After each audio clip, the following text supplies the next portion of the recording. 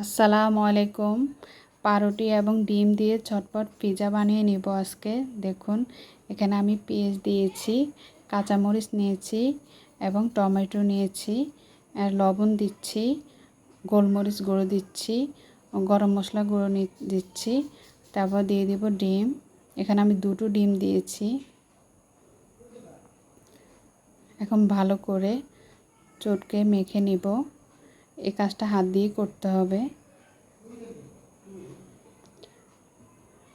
তারপর তেল গরম করে নিয়েছি, এখানে পাউরুটি দিয়ে দেব। তারপর উপর দিয়ে সেই মেখে রাখা ডিম দিয়ে দেব।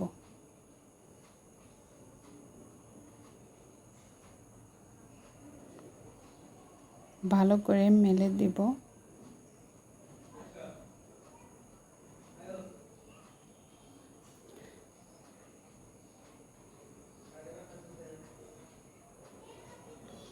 তারপর ঢেকে চুলার জালটা একটু অল্প করে এক পাশ ভেজে নিয়েছি এবং উল্টে দেব।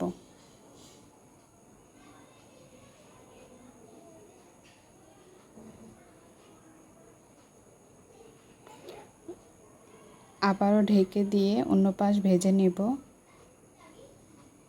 হয়ে গিয়েছে আমার পিৎজা। এখন নামিয়ে নেব।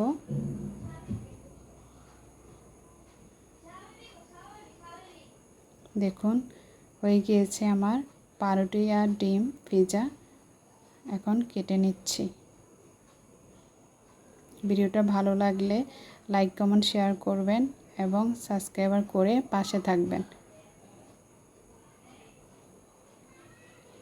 আপনারা বাসায় ট্রাই করবেন, কেমন হয়েছে জানাবেন। ভালো থাকবেন সবাই।